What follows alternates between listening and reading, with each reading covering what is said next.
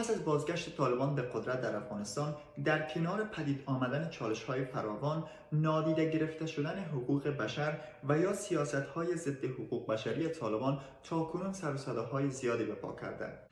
در مورد وضعیت حقوق بشری افغانستان در سال 2022 گفتگوی کوتاهی با اگنس کالامار دبیرکل ار.اف.ای بین الملل داشتم و نخست از او پرسیدم که وضعیت حقوق بشری افغانستان در گزارش سالانه ار.اف.ای بین الملل چگونه بازتابی داشتند.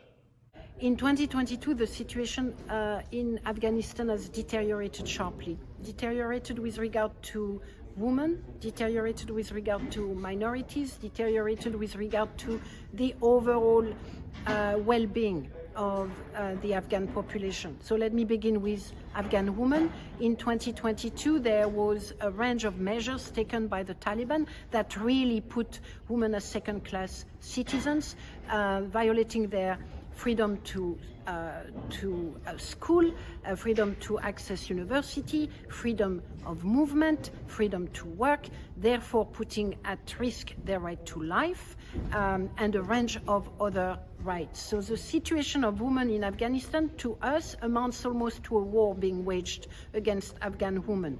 In 2022, we have also seen that the attacks against minorities, including Shia minorities, have multiplied, characterized by extrajudicial executions and absolutely no accountability. In 2022, we have seen more arrests of human rights defenders and journalists, or many of them being forced into exile in order to avoid arrest and prosecution. In 2022, the overall humanitarian situation of the Afghan population has taken a turn for the worse for a range of reasons, but including the fact that the Taliban is incapable or unwilling to ensure that some basic human rights are respected in the country. سال گذشته شمار زیادی از نیروهای امنیتی افغانستان به گونه فراقانونی و به جرم فعالیت در نظام پیشین افغانستان توسط طالبان یا کشته شده و یا زندانی شدند. از دبیرکل ار.اف.ای بین الملل پرسیدم که آیا این مورد را نیز در گزارش سالانه خود مستند کردند؟ Amnesty International has documented in 2022 the targeting of individuals that were or that had worked with the Afghan government or with some of the coalition forces. So we are aware that those individuals and their families have been chased by the Taliban and targeted for repression, imprisonment or worse. خیلی ها پاسخ جامعه جهانی به رفتار سرکوبگرایانه و ضد حقوق بشری طالبان را ناکافی می‌دانند.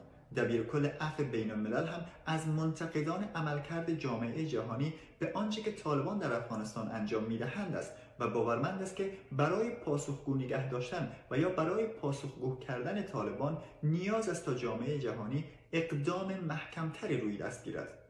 Since the Taliban have gained power, Amnesty International has been campaigning for the international community to take very strong actions. That included a commission of inquiry to investigate, collect evidence, and ensure at some point justice for Afghan people.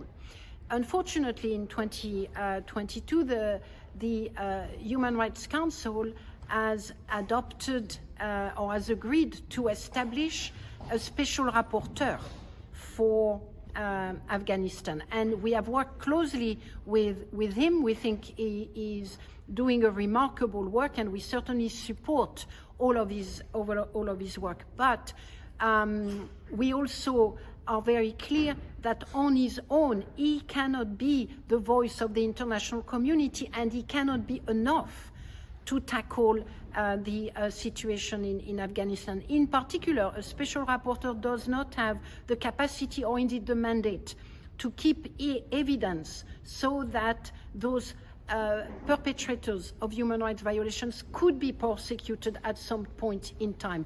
This is why Amnesty International is calling for the establishment of a commission of inquiry for Afghanistan that will have the mandate to investigate, collect evidence, preserve evidence for future trials.